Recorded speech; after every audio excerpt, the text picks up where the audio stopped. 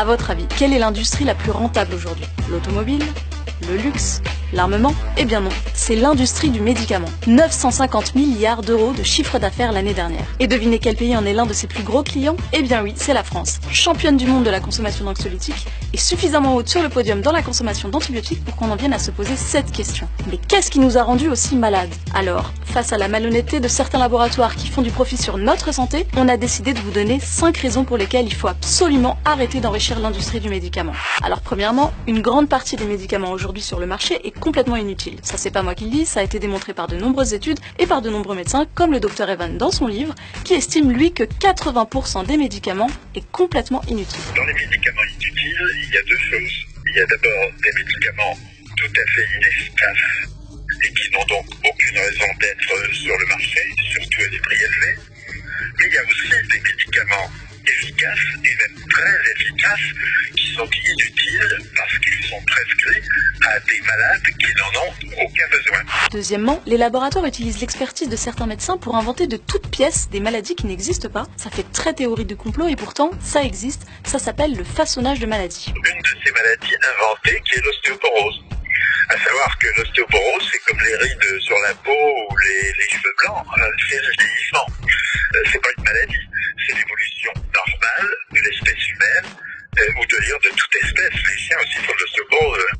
Mais il n'y a pas que l'ostéoporose, il y en a beaucoup d'autres, de maladies complètement inventées, la dysphorie prémenstruelle des femmes, c'est le syndrome d'hyperactivité avec beaucoup d'attention des enfants, et puis pour moi, et pour beaucoup d'autres aux États-Unis et en Angleterre, l'histoire grotesque du cholestérol qui tient absolument pas la route. Un rapport de l'IGAS, l'Inspection Générale des Affaires Sociales, estime que les laboratoires dépensent en moyenne 25 000 € par an et par médecin pour les influencer.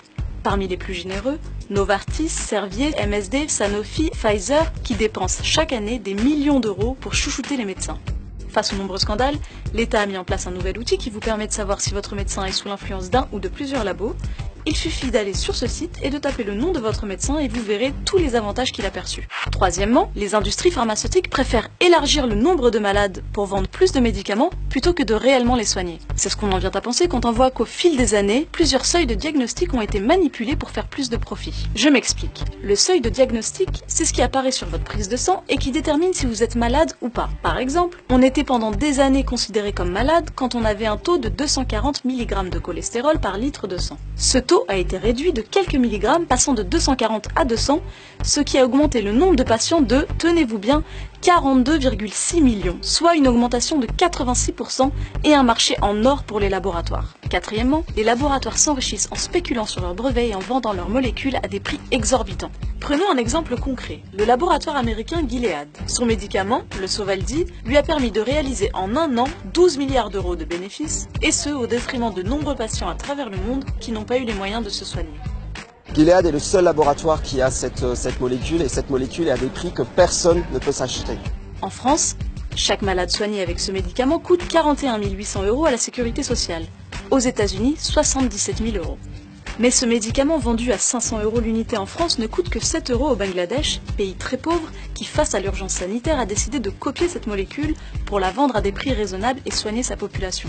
Alors pourquoi est-ce qu'on ne fait pas la même chose? La situation est inacceptable parce que la France avait justement, de longue date, depuis près de 60 ans, une disposition légale. Le gouvernement déclenche ce qu'on appelle une licence d'office, en anglais Non-Commercial Governmental Use, une utilisation à des fins non commerciales par le gouvernement. Eh bien, ces dispositions, d'autres gouvernements, et je pense à celui de la Malaisie, très récemment, en septembre dernier, 2017, n'ont pas hésité à l'utiliser. Elle payait 12 000 $, le même traitement dont nous parlons contre l'hépatite C au laboratoire Gilead, et elle ne pouvait pas soigner à ce prix-là les 500 000 personnes affectées par le virus de l'hépatite C en Malaisie. Elles ont donc déclenché cette licence d'office et elles ont pu recourir à une version générique à 300 $. Elles ont divisé par 40 le prix. Ce qui nous amène à notre cinquième et dernier point pour lequel il faut absolument arrêter d'enrichir les industriels du médicament. La France en est l'une des principales victimes. On ne peut pas dire qu'ils sortent que l'industrie pharmaceutique française sorte des médicaments innovants depuis quelques années.